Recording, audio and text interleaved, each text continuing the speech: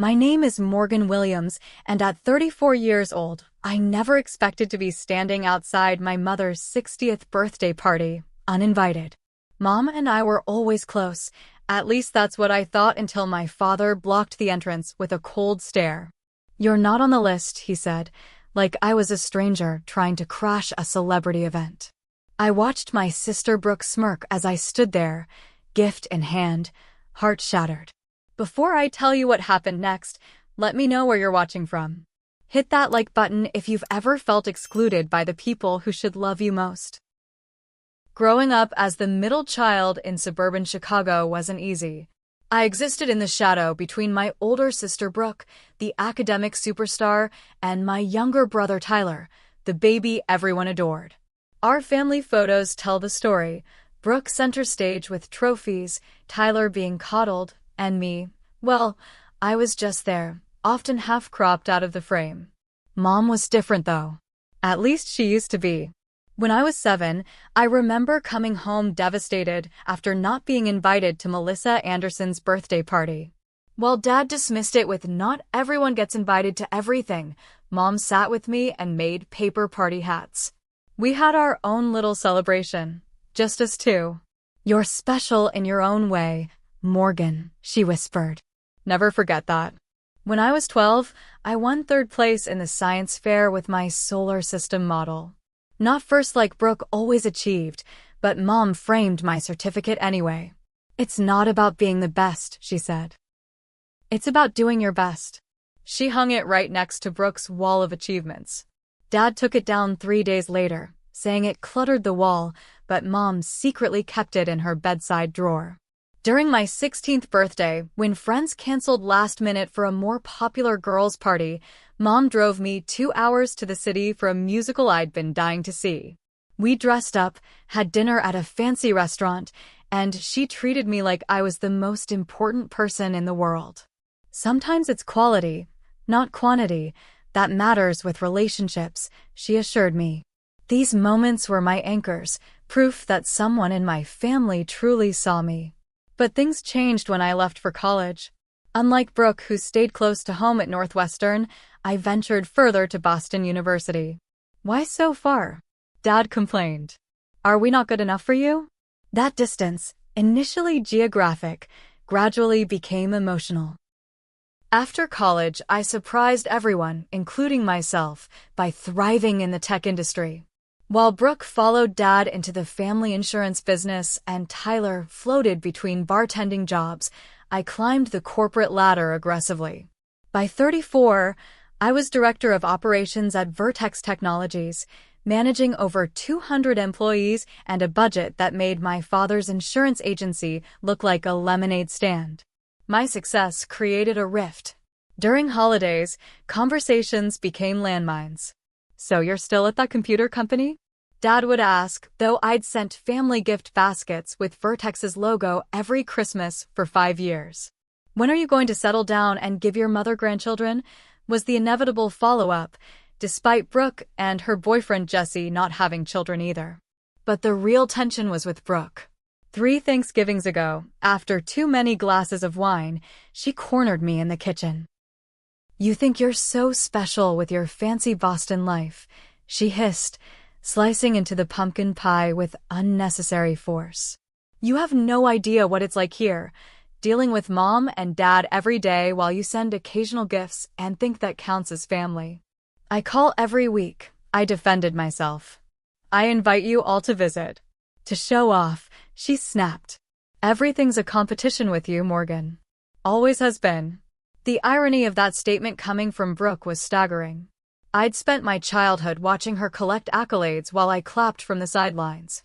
"That's not fair," I said, keeping my voice low. "I've worked hard for what I have." "And we haven't?" Her eyes narrowed. "You think you're better than us because you escaped?" Let me tell you something. Mom doesn't brag about your job. She doesn't even understand what you do. At least I'm here, being a real daughter. Those words cut deeper than she knew. After that Thanksgiving, Mom's weekly calls became monthly, then sporadic. When we did speak, she sounded distant, distracted. The woman who once kept my science fair certificate in her drawer now struggled to remember basic details about my life. Tyler followed Brooke's lead, as he always had. My once playful texts with my younger brother devolved into one-word responses. The last time I visited, he spent the entire weekend glued to his phone, barely acknowledging my presence. Dad had never been my champion, but his disapproval calcified into something harder. "Your mother worries about you," he'd say during our increasingly rare conversations. All alone in that city. Working too much. It's not natural for a woman your age. I tried explaining that I wasn't alone. I had friends, colleagues, a life I'd built. But to them, success without their definition of family wasn't really success at all. It was failure dressed in designer clothes and a corner office. Mom's gradual withdrawal hurt most of all. The woman who once drove 2 hours for a musical now couldn't seem to spare 5 minutes on the phone without Brooke hovering in the background. "Brooke says you're too busy for us now," she mentioned once, voice small. "Is that true, Morgan?" No matter how I answered, the narrative had already been written. I was the daughter who left. The one who chose career over family. The villain in a story I never agreed to star in. Last Thanksgiving was the breaking point. After another pointed comment from Brooke about my empty life, I finally snapped. "At least I built my life myself," I said, setting down my fork. "I didn't just slide into Dad's business and pretend that makes me special." The table fell silent. Mom looked stricken. Dad's face reddened. "I think you should leave," Brooke said quietly, victorious. So I did. I packed my bag, called a car, and flew back to Boston that night. No one called to apologize. No one called at all. Until 3 months later, when I saw the Facebook post about Mom's 60th birthday celebration. Not from her page, she barely used social media, but from Brooke's. A grand party with all extended family invited. Everyone except me, apparently. I discovered Mom's birthday celebration while mindlessly scrolling through Facebook during a late night at the office. Brooke had created an event page with a professional-looking banner celebrating Patricia Williams, 60 years of love. The guest list included relatives I hadn't seen in years, childhood neighbors, even Mom's old college roommate who now lived in Florida. My name was conspicuously absent from the going list. I stared at my screen, the blue light illuminating my face in the darkened office. It was nearly midnight in Boston, and I was still reviewing quarterly reports while the cleaning staff vacuumed around my desk. This dedication was exactly what my family criticized, but it was also what had earned me respect in an industry not always kind to women. "Morgan."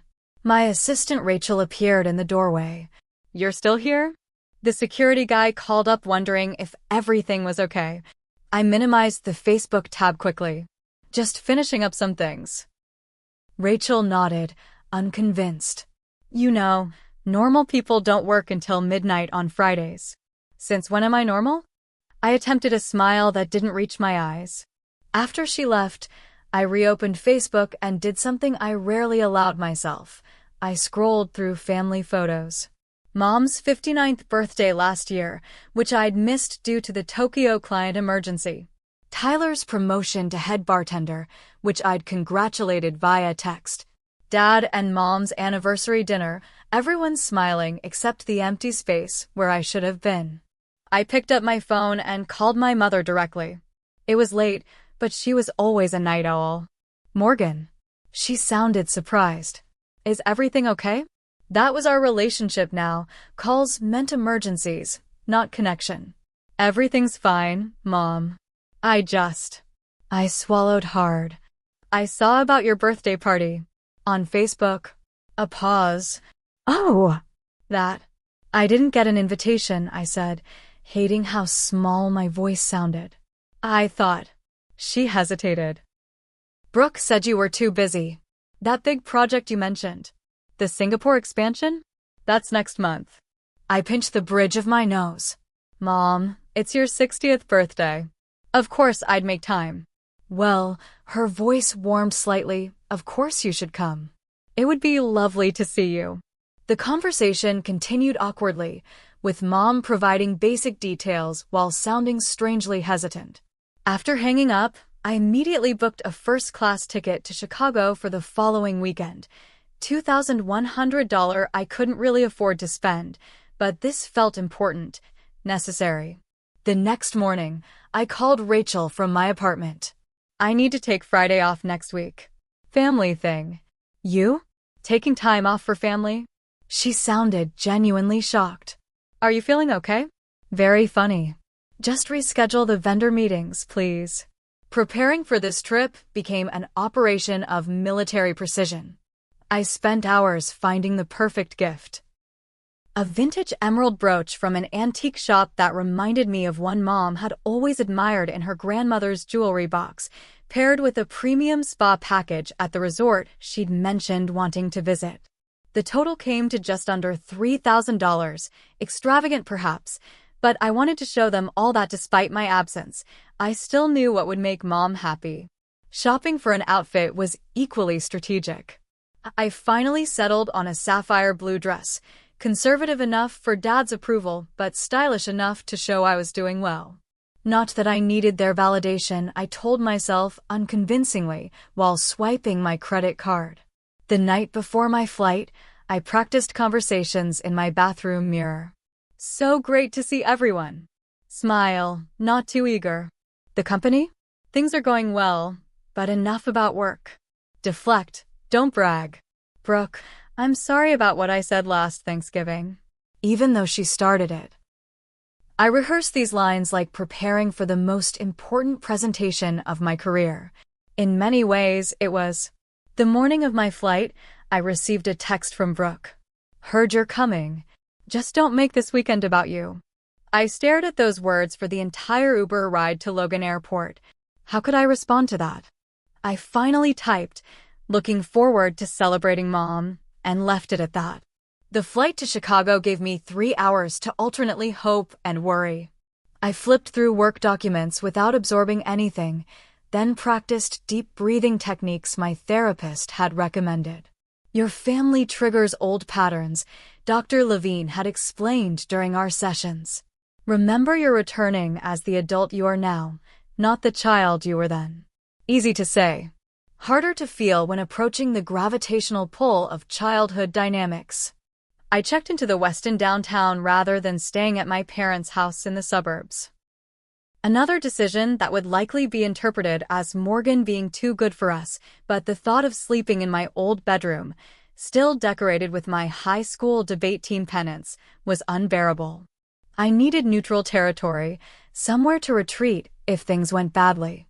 That evening, I ordered room service and laid out my outfit for tomorrow. The blue dress. Silver heels that weren't too high. Simple pearl earrings that had been a college graduation gift from Mom. Everything calculated to send the right message. Successful but not showy. Professional but still feminine. Independent but still your daughter. I barely slept. By morning, I had convinced myself this trip was either going to heal everything or break what little connection remained. There was no middle ground. I applied my makeup with trembling hands, curled my hair, and practiced one last smile in the mirror. Happy birthday, Mom, I whispered to my reflection. I hope you're glad to see me. The venue was a renovated boathouse overlooking Lake Michigan, exactly Mom's style. Elegant but unpretentious, with natural wood beams and floor-to-ceiling windows capturing the April sunlight dancing across the water. I recognized cars in the parking lot, Uncle Robert's vintage Corvette, Aunt Diana's practical Subaru, even my cousin Stephen's motorcycle. All the Williams family vehicles, familiar as childhood toys. As I approached the entrance, clutching my carefully wrapped gift, I spotted my father's college friend Thomas smoking outside. Morgan. His eyebrows shot up. My goodness, is that you? It's been years. Hi, Mr. Paulson, I smiled, falling back into childhood formality. Good to see you. You look just like your mother at your age, he said, giving me an awkward side hug. She'll be thrilled you made it. She was just saying she wished all her children could be here today. That comment sent a confusing pang through me. Why would Mom say that if she knew I was coming? Before I could question further, my cousin Eliza emerged from the building. Morgan. Her surprise seemed genuine as she embraced me. I had no idea you were coming. Brooke said you couldn't make it because of some big work thing. I rearranged some meetings, I said carefully, increasingly uneasy. It's Mom's 60th. I wouldn't miss it. Eliza's expression shifted subtly. Right. Well, everyone's inside. Your mom looks beautiful. I followed her to the entrance, where my father stood greeting guests. His gray hair was freshly cut, his posture still military straight from his years in the reserve. When he saw me, no smile came. Instead, his face hardened into the expression I knew from childhood reprimands. Morgan, he said flatly. What are you doing here? The question knocked the rehearsed greeting from my mind. I'm here for Mom's birthday, I said, trying to keep my voice light. Is that so surprising? He looked down at the clipboard in his hand, running his finger down what appeared to be a guest list. You're not on the list. Those 4 words hung in the air between us. I felt blood rush to my face, aware of others watching this interaction. There must be some mistake, I said quietly. I spoke to Mom last week. She said of course I should come. Dad's expression didn't change. There's no mistake. This party has been planned for months. By people who are actually involved in your mother's life. The deliberate cruelty of his words stole my breath. Behind him, I could see other guests pretending not to watch while absolutely watching. This humiliation was public, intentional. Dad, I said, lowering my voice further. Please don't do this. I flew in specifically for this. I just want to wish Mom happy birthday. You should have called first, he said. This is a private party for people who actually make time for family. Before I could respond, Brooke appeared at his side, her boyfriend Jesse trailing behind her. She wore a pink dress nearly identical to one Mom owned, her hair styled in Mom's preferred soft waves. The visual message wasn't subtle. She was the true daughter, the rightful heir to maternal affection. Is there a problem? She asked sweetly, though her eyes gleamed with satisfaction. Morgan's not on the guest list, Dad repeated. Oh, Brooke's false concern was almost artistic. That's awkward. I thought we discussed this, Morgan. After what happened at Thanksgiving? We didn't discuss anything, I said, fighting to keep my composure. I spoke to Mom directly. Mom probably felt put on the spot, Brooke shrugged. You know how she hates confrontation. I looked past them, trying to locate my mother in the crowd inside. Where is she? I'd like to speak with her myself. She's busy with her actual guests, Dad said. I'm not going to let you upset her on her birthday. I noticed Jesse shifting uncomfortably behind Brooke, his gaze fixed on the ground. He was tall, conventionally handsome with dark hair and glasses, wearing a suit that looked expensive, but slightly too large. I'd never met him before, only seen him in Facebook photos. He seemed distinctly uncomfortable with the scene unfolding. As I stood there, gift in hand, I overheard an older woman whisper, "Is that Morgan?" I thought she wasn't speaking to the family anymore. Another voice, Cousin Stephen's wife perhaps.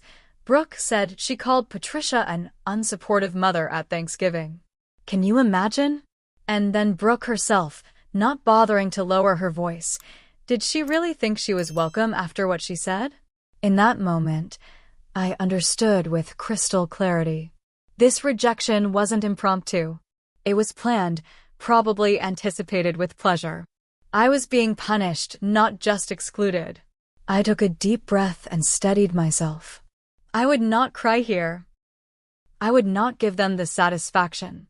I understand, I said, surprising myself with how calm I sounded. Please give this to Mom. It's her birthday gift. I handed the beautifully wrapped package to my father, who took it reflexively. Tell her I love her and hope she has a wonderful birthday, I continued, maintaining eye contact with him. That's all I came to say. Without waiting for a response, I turned and walked away, back straight, pace measured. I didn't allow myself to rush, though every instinct screamed to run from this humiliation.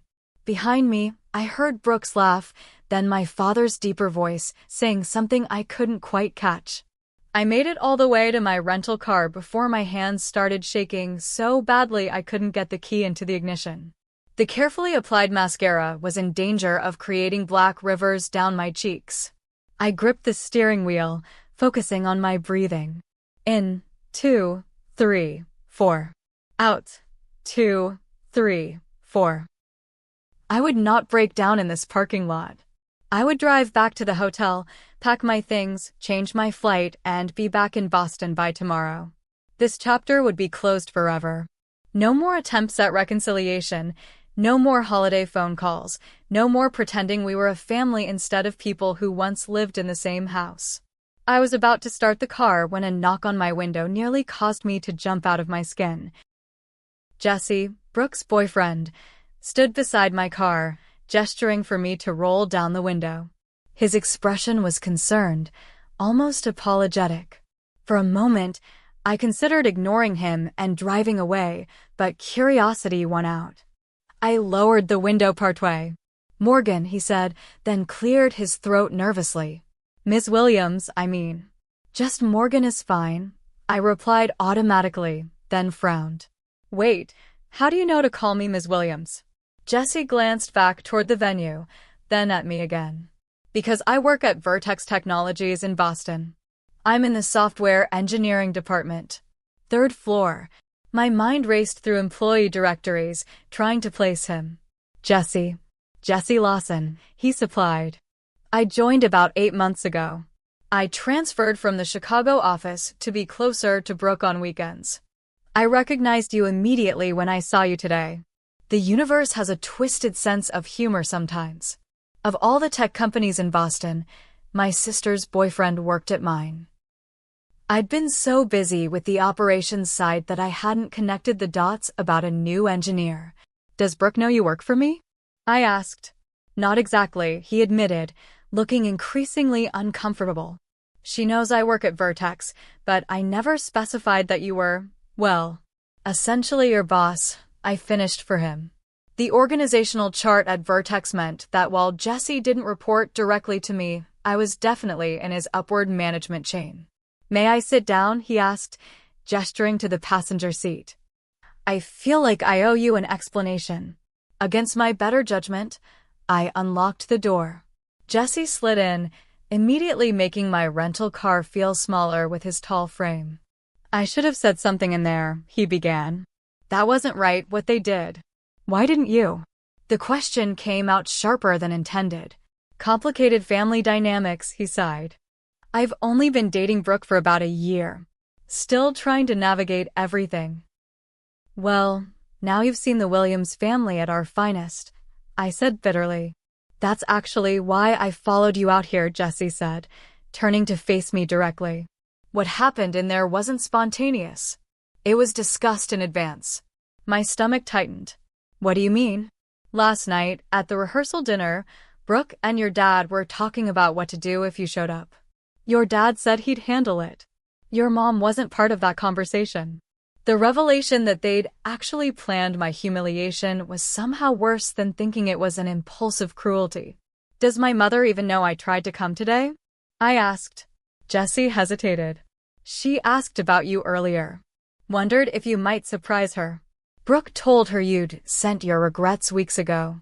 "That's a lie," I whispered. "I never." "I know," Jesse nodded. "I've picked up a lot over the past year. Brooke talks about you constantly." "I'm sure it's all flattering," I said dryly. "It's complicated," he replied, choosing his words carefully. "There's a lot of jealousy there. She compares herself to you all the time, though she'd never admit it." "Jealous? Of what?" I couldn't keep the disbelief from my voice. "She's the golden child. Always has been. But you're the one who got away," Jesse said simply. "You built something entirely your own. And at work." He trailed off. "At work what?" "You're respected, Morgan. Really respected. People talk about your leadership style, your strategic thinking." When I realized Brooke's sister Morgan was the same Morgan Williams everyone at Vertex admires, it was strange, reconciling those two images. I sat in stunned silence, processing his words. While I'd been feeling like a failure in my family's eyes, apparently I'd become something of a role model professionally without even realizing it. Brooke has been systematically poisoning your relationship with your parents, Jesse continued. Small comments, reframing your absences as deliberate rejections, exaggerating arguments. When your mom mentioned missing you, Brooke would remind her of some perceived slight. And my mother believed her? The pain in that question was evident. Your mom's been having some health issues, Jesse said gently. Nothing severe, but enough to make her more vulnerable to manipulation. Mild depression, some memory issues. Brooke's been helping by managing her social calendar, her medications. The implications hit me like physical blows. While I'd been building my career in Boston, Brooke had been constructing an entirely different narrative here in Chicago. One where I was the villain, the cold-hearted daughter who abandoned her family for corporate success. Why are you telling me this? I finally asked. You're dating my sister. Your loyalty should be to her. Jesse looked down at his hands. Because what happened in there was wrong. And because at Vertex, I've seen how you treat people. With respect, even when they make mistakes. The stories don't match up. He paused. Also, selfishly, it's awkward when your girlfriend's family drama involves your boss. Despite everything, that made me laugh a little. I can imagine. So, what are you going to do? He asked. I stared out at Lake Michigan, its surface glittering in the spring sunshine. The easy path would be to drive away, return to Boston, and finally sever these painful ties. The professional in me knew that sometimes cutting losses was the strategic choice. But another part of me, perhaps the part that still remembered my mother making paper party hats when I was 7, couldn't just leave things this way. I think I said slowly that it's time everyone heard the truth. Including my mother. Jesse nodded, looking both relieved and terrified. I'll support whatever you decide to do. Just remember I have to see these people at holidays. Don't worry, I assured him, reaching for the door handle. I've learned a thing or two about handling difficult personalities in the corporate world. As we walked back toward the venue, I felt a strange calm settle over me. This confrontation wasn't what I'd planned for today, but perhaps it was exactly what had been needed for years. Walking back into that building was one of the hardest things I've ever done. Harder than my first major presentation to the board. Harder than firing a team member I personally hired. This required a different kind of courage, the courage to face people who'd known you since you wore braces and still believed they had the right to define who you were. Jesse and I entered through a side door, avoiding my father's checkpoint at the main entrance. The celebration was in full swing now, with about 60 people mingling around circular tables. A slideshow of family photos played on a large screen. I noted my near absence from the curated selection. My mother sat at a central table, looking beautiful in a lavender dress that complemented her silver hair. She was laughing at something Uncle Robert was saying, unaware of the drama that had unfolded at the entrance. Brooke noticed us first. Her eyes widened, darting between Jesse and me with dawning comprehension. She immediately began making her way across the room, but it was too late. Jesse stepped forward, his voice carrying across the room as conversations naturally lulled. Everyone, I'd like to introduce Morgan Williams, Patricia's daughter. And, he added with perfect timing, my boss at Vertex Technologies. The room fell silent. My mother's head snapped up, her eyes finding mine with a mixture of confusion and what appeared to be genuine delight. Morgan, she stood up, napkin falling forgotten to the floor. You came. Before I could respond, Brooke reached us, her face flushed with anger. Jesse, what are you doing? She hissed. The right thing, he said simply. My father appeared next, his expression thunderous. I thought I made myself clear at the door. You did, I replied, keeping my voice level. But it seems there's been some confusion about my relationship with this family that needs clearing up. Mom approached, looking between us with growing concern. What's going on? Robert, Why do you look so angry? Morgan, sweetheart, I'm so happy you're here. Her sincere joy at seeing me confirmed what Jessie had said. She hadn't known about my rejection at the door. The realization both relieved and infuriated me. Mom, I said gently, taking her hands in mine. I need to ask you something important. Did you think I didn't want to come to your birthday? She blinked, confusion evident. Well, Brooke said you were too busy with work. That big project you mentioned. I never said that, I told her firmly. In fact, when we spoke, I specifically said I would be here. I took time off work. I flew in yesterday. But then why? Her gaze shifted to Brooke, then to my father. I was just at the door, I continued, aware that the entire party was watching this family drama unfold. Dad told me I wasn't on the guest list. That this party was for people who actually make time for family. Mom's expression changed from confusion to shock. Robert, is this true? My father's face reddened. Patricia, we discussed this. After what she said at Thanksgiving. We discussed no such thing, Mom interrupted, her voice uncharacteristically sharp. Morgan is my daughter. Of course she's welcome at my birthday. The room had gone so quiet you could hear ice clinking in glasses. This wasn't how I'd imagined the confrontation, playing out in front of extended family and my mother's bridge club, but perhaps that public accountability was necessary. There's been a pattern, I said, addressing my mother directly but aware of our audience. For years now, things I've said have been twisted. Absences due to work portrayed as deliberate neglect. My life choices framed as rejections of family. Brooke stepped forward, her smile tight. This is hardly the time or place, Morgan. Always making everything about yourself, even Mom's birthday. That's exactly what I mean, I gestured toward her. That characterization of me. Selfish, self-centered. It's the narrative that's been created. But it's not true. I turned to face the room at large. Many of you have known me since childhood. I've never been perfect, but I've always loved my family. My career took me to Boston, not Mars. Phone calls work both ways. Visits work both ways. My cousin Stephen nodded slightly, and I saw Aunt Diana whisper something to Uncle Robert. Brooke, I continued, keeping my voice professional, the same tone I used in difficult negotiations at work, has been systematically undermining my relationship with our parents. Exaggerating conflicts. Reframing my achievements as abandonments. That's ridiculous, Brooke scoffed, but her eyes darted nervously. Is it? I turned to Jessie. What did Brooke tell you about me before you met me today? Put on the spot, Jessie looked uncomfortable but answered honestly. That you were cold. Career-obsessed. That you'd called your mother unsupportive and said the family was holding you back. I never said those things, I stated firmly. It was implied, Brooke insisted. No, it wasn't, I countered. At Thanksgiving, after you accused me of thinking I was better than everyone, I defended myself. I said I built my career myself. That's not an attack on the family, it's a statement of fact. Mom looked devastated. Is this true, Brooke?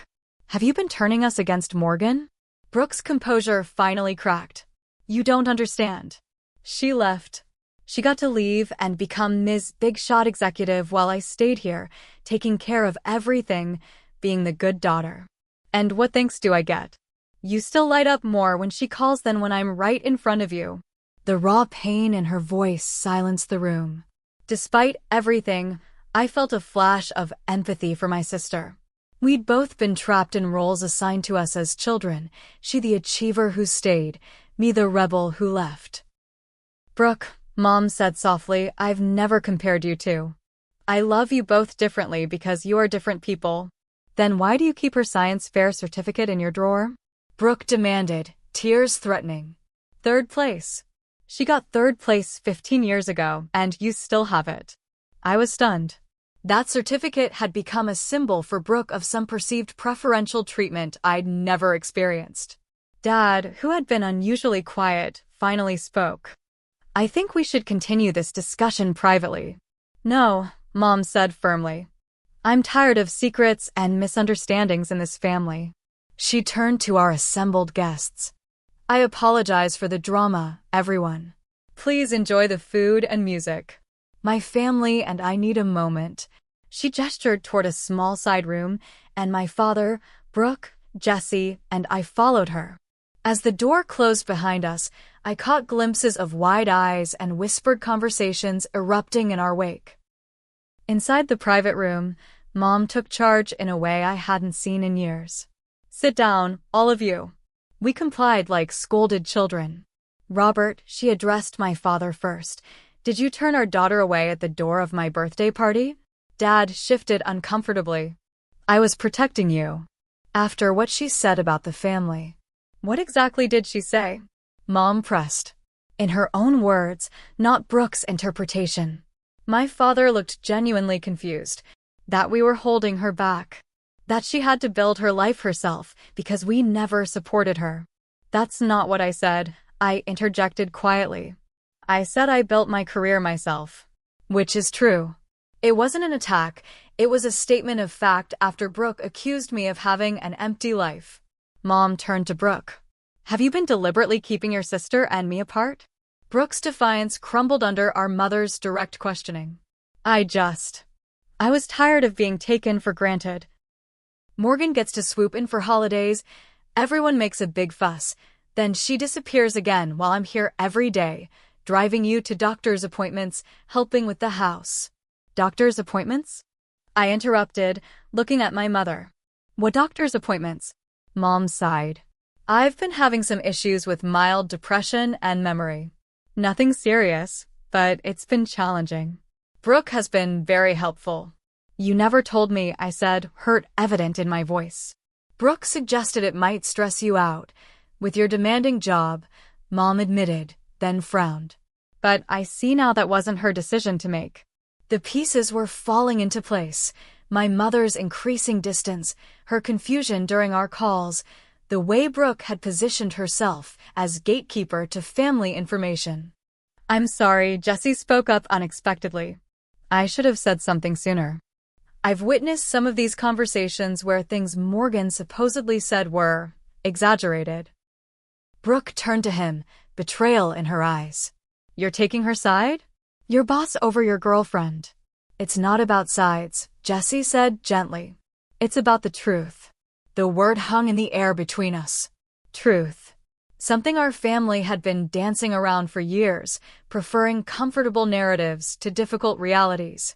I want to try again, I said into the silence. All of us. But we need honesty. No more triangulation, no more gatekeeper games, no more rewriting conversations. Mom reached out and took my hand. I want that too. I've missed you, Morgan. More than you know. Dad cleared his throat. I may have misjudged some things. If what you're saying is accurate. It wasn't quite an apology, but from my father, it was significant. Brooke remained silent, tears streaming down her face now. The careful image she'd cultivated, perfect daughter, family protector, was crumbling, and I couldn't tell if she was mourning its loss or relieved to set down the burden. This won't be fixed in one conversation, I acknowledged. But it's a start. As we prepared to rejoin the party, Mom held me back for a moment. Your gift, she said softly. The emerald brooch. How did you know? You showed me Grandma's jewelry box when I was 10, I replied. You pointed to a similar one that was lost during the move. You said it was your favorite. Her eyes filled with tears. You remembered that? After all these years. I remember everything important, Mom, I said, squeezing her hand. Just because I'm not here doesn't mean I'm not present. We returned to the celebration, the tension still palpable but somehow lighter. The truth, even painful truth, weighs less than lies. As guests slowly resumed their conversations, I noticed something unexpected. Family members approaching me, making real connections rather than small talk. Even my father made an effort, awkwardly asking about my work with genuine interest for perhaps the first time. Brooke remained distant, processing her new reality. This confrontation had exposed not just her actions, but her insecurities. Healing that relationship would take the most time, if it could be healed at all. But as Mom cut her birthday cake, with me standing on one side and Brooke on the other, both of us reflected in her smile, I felt something I hadn't expected to find that day: hope. The Monday after Mom's birthday, I returned to my office in Boston with the emotional equivalent of a hangover. The confrontation had been necessary but draining. I'd extended my stay through Sunday, spending time with Mom, having stilted but civil conversations with Dad, and giving Brooke the space she clearly needed. Rachel looked up from her desk as I walked in, coffee in hand. "So, how was the family reunion?" "Eventful," I replied, managing a small smile. "Very eventful. And did they appreciate the amazing, successful woman you've become?" she asked, only half joking. "Actually," I said, surprising myself with the realization, "I think they're starting to." The professional implications of the weekend hit me around 11 that morning when I received an email from HR confirming a departmental transfer request for Jesse Lawson. My sister's boyfriend was moving from software engineering to the product development team. A lateral move that would take him out of my reporting chain. Professionally appropriate. Personally complicated. I called Jesse that afternoon. "You didn't have to transfer departments," I said when he answered. "It seemed like the right thing to do," he replied. "Cleaner boundaries, given everything." "How's Brooke taking all of this?" I asked, the question I'd been avoiding. Jesse's sigh carried through the phone. "She's struggling. Your confrontation shattered the narrative she's been living in. She gave me an ultimatum Saturday night." My stomach tightened. "You or me?" "Essentially," he confirmed. "She said if I respected her, I'd quit Vertex." The manipulation was so familiar it almost made me laugh. "What did you tell her?" "That I respect myself too much to let anyone dictate my career choices," he said simply. "We're taking a break while she processes everything." I felt a stab of guilt. "I never meant to come between you." "You didn't," Jesse assured me. This was coming anyway. "I've been noticing patterns in how she handles conflict. Your confrontation just accelerated things." After hanging up, I stared out my office window at the Boston skyline. The personal and professional had collided in ways I never anticipated, creating ethical challenges no business school case study had prepared me for. I scheduled a meeting with our chief ethics officer that afternoon, explaining the situation in clinical terms. "I need to ensure there's no appearance of impropriety in how I manage the situation," I concluded. Diane listened attentively before responding. "Document everything. Recuse yourself from any direct decisions involving Jesse. And consider bringing in an executive coach to help navigate the personal-professional boundaries." I followed her advice, setting clear protocols that would protect both Jesse's career and my professional integrity. It was strange applying corporate governance to family drama, but perhaps that structure was exactly what was needed. Meanwhile, I was processing my own emotional responses to the weekend's revelations. I scheduled an emergency session with Dr. Levine, my therapist. "You stood up for yourself," she noted after I recounted the confrontation.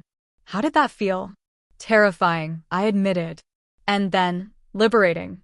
"The family dynamics you've described are classic," she explained. "The golden child who stays versus the scapegoat who leaves. Your sister's identity became wrapped up in being the good daughter who sacrificed, while you became the selfish one who pursued your own path. Neither characterization is accurate or fair." "How do we fix it?" I asked. Dr. Levine smiled gently. "That's the million-dollar question. It starts with continued honesty and adjusted expectations. Your family won't change overnight, if at all." 2 weeks after the birthday party, Mom called with news that made my heart sink. Her doctor had confirmed early-stage cognitive decline. Not Alzheimer's, but noticeable memory issues that would likely progress. "I should have told you sooner," she said, voice small. Brooke thought. "Mom," I interrupted gently, "I need you to make me a promise. From now on, you'll tell me these things directly. Not through Brooke, not through Dad. We need to rebuild our relationship without intermediaries." "I promise," she said, and I heard a new determination in her voice. In fact, I've been thinking, would it be possible for me to visit you in Boston? See your life there. The question stunned me. In 15 years, neither of my parents had visited my adopted city. I'd love that, Mom. When were you thinking? Next month? Your father has a fishing trip planned, and I thought. The implication that she wanted to come alone, to see me without the family dynamics interfering, warmed something long cold inside me. I'll send you flight options tonight, I promised. At work, I threw myself into the Singapore expansion with renewed focus. The personal clarity somehow translated to professional sharpness. I found myself making bolder strategic decisions, pushing back more confidently against bad ideas, advocating more fiercely for my team. Something's different about you, my boss Alan commented after I successfully negotiated a complicated vendor contract. More centered. I'm learning to bring my whole self to work, I replied, surprising us both with the personal disclosure. The Jesse situation remained delicate. We maintained strictly professional interactions at the office, but occasionally met for coffee on weekends to process the ongoing family drama. His relationship with Brooke remained on pause, though they still communicated sporadically. She's seeing a therapist, he told me during one such coffee. Your mom insisted. That news gave me more hope than anything else. Brooke voluntarily seeking help suggested she might be ready to examine her own role in the family dysfunction. 3 months after the birthday confrontation, I received the most unexpected email of my career. The CEO wanted to meet to discuss a new VP position overseeing global operations. The promotion would mean more responsibility, more travel, and significantly more visibility within the company. During the interview, CEO Stephanie Davis asked something unexpected. The role requires difficult conversations and standing firm under pressure. Tell me about a time you've demonstrated those qualities outside of work. I took a deep breath and shared a carefully edited version of the birthday confrontation, focusing on the principles of truth-telling and boundary setting rather than the messy family details. When I finished, Stephanie nodded thoughtfully. That's exactly why we're considering you for this role, Morgan. Your technical skills are exceptional, but it's your integrity and courage that set you apart. A week later, I accepted the VP position. The first person I called was my mother. I'm so proud of you, she said, her voice clear and present in a way it hadn't been in years. I always knew you were destined for important things. Even when I was getting third place in science fairs? I teased gently. Especially then, she replied. Because you did it your way, not anyone else's. As I hung up, I realized something profound had shifted. For the first time in my adult life, I felt both professionally successful and personally authentic with my family. The walls between those worlds were finally beginning to dissolve. 3 months after the birthday confrontation, my mother stepped off the plane at Logan Airport, her first visit to my Boston life. I waited nervously at the gate, feeling like I was picking up a first date rather than my own mother. Morgan, she called, waving enthusiastically when she spotted me. She looked smaller somehow, more fragile than I remembered, but her eyes were bright and clear. Welcome to Boston, Mom, I said, embracing her. I can't believe you're finally here. The week that followed was nothing short of transformative. I took 3 days off work, an unprecedented act that had Rachel checking if I had a fever, and showed Mom every aspect of my life here. My apartment with its view of the Charles River. My favorite coffee shop where the baristas knew my order by heart. The hidden garden in the public library where I read during lunch breaks. It's beautiful, she said as we walked along the waterfront. Your life here.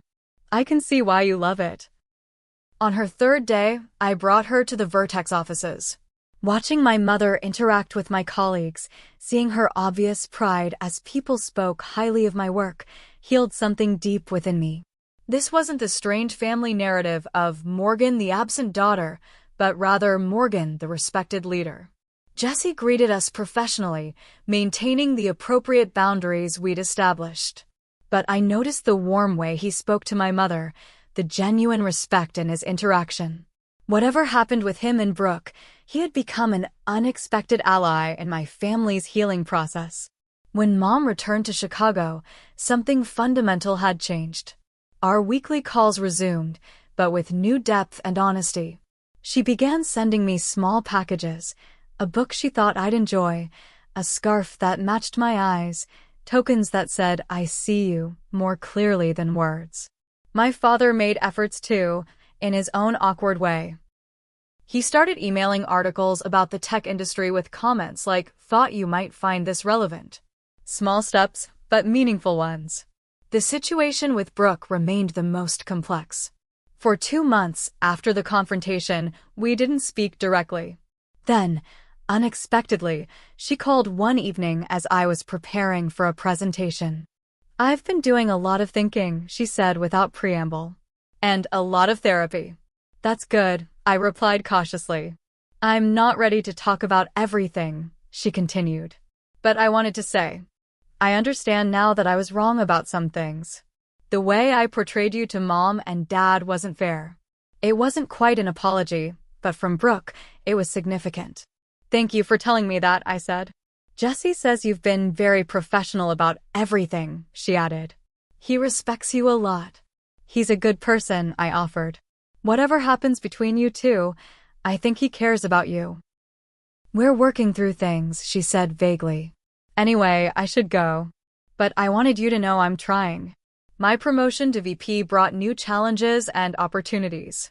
The role required more travel, including regular trips to Singapore for our expansion there. Ironically, this increased my visits to Chicago, as O'Hare became my frequent layover between international flights. During these layovers, I began scheduling brief visits with my parents. Sometimes just dinner at the airport with Mom. Sometimes an overnight stay that included Dad. Gradually, these short, frequent connections built something more authentic than our previous pattern of tense holiday gatherings. My mother's health stabilized with proper treatment for her depression and cognitive issues. "The doctors say reducing stress has helped enormously," she told me during one visit. All that family tension was literally making me sick. 6 months after the birthday confrontation, I hosted Thanksgiving in my Boston apartment, a deliberate reclaiming of the holiday that had been the breaking point the previous year. Mom and Dad accepted the invitation immediately. Tyler came, bringing his new girlfriend. Brooke declined, but sent a surprisingly thoughtful gift basket. As we gathered around my dining table, expanded with a rented table to accommodate everyone, I realized this was the first family gathering that felt genuine rather than performative. We weren't playing roles assigned in childhood. We were adults choosing to connect. "Before we eat," Mom said, raising her glass, "I want to thank Morgan for bringing us together. Not just physically in this beautiful home, but emotionally. Your courage to speak truth has changed our family." Dad nodded, uncharacteristically emotional. "I've been doing a lot of thinking about the kind of father I've been. The kind I want to be going forward. I'm proud of you, Morgan. Your success, yes, but more importantly, your integrity." That acknowledgement, so long desired and never expected, brought tears to my eyes. Later that evening, as everyone helped clean up, another first in Williams' family history, I received a text from Brooke. "Hope dinner went well. Maybe next year." Those 4 words contained more hope than 1,000 forced family photographs. The professional lessons from this personal journey were profound. My leadership style evolved, becoming more authentic and compassionate. I found myself mentoring younger women at Vertex who struggled with work-life boundaries, sharing edited versions of my own journey. Your worth isn't determined by your family's approval or your professional achievements, I told one particularly promising analyst struggling with parental expectations. It comes from living authentically and treating others with dignity. In my next performance review, CEO Stephanie noted, "You've always been excellent at the technical aspects of leadership. Now you're bringing heart to it as well." That combination is rare and valuable. The birthday confrontation that I'd feared would destroy my family had instead begun its transformation. Not into some perfect Hallmark movie unit. We were still messy, still learning, still occasionally falling into old patterns. But we were doing it consciously now, with the courage to call out unhealthy dynamics and the compassion to forgive them. My mother's words during her Boston visit stayed with me. Sometimes being excluded from where you don't truly belong leads you to find where you do. She'd been talking about my career path, but it applied equally to relationships. The painful rejection at her birthday party had ultimately opened the door to more authentic connection. The emerald brooch I'd given Mom became her favorite piece of jewelry, worn to every important family occasion. A small symbol of being seen and remembered, even from a distance. This spring, we're planning our first family therapy session. Mom, Dad, Brooke, Tyler, and me. Not because we're in crisis, but because we're committed to continuing the healing. It's scheduled for next month in Chicago. I've already booked my flight. Family relationships aren't fixed points, but ongoing journeys. The work of maintaining them never really ends. But I've learned that healthy boundaries aren't walls that separate us from family. They're clear markers that allow us to safely connect as our authentic selves. Have you ever had to stand up to family members who misunderstood or misrepresented you? How did you handle it? Share your experience in the comments below. If this story resonated with you, please hit that like button and subscribe for more stories about navigating complex relationships and finding your authentic voice. Thank you for listening to my journey, and remember, sometimes the path to healing begins with the courage to speak your truth, even when your voice shakes.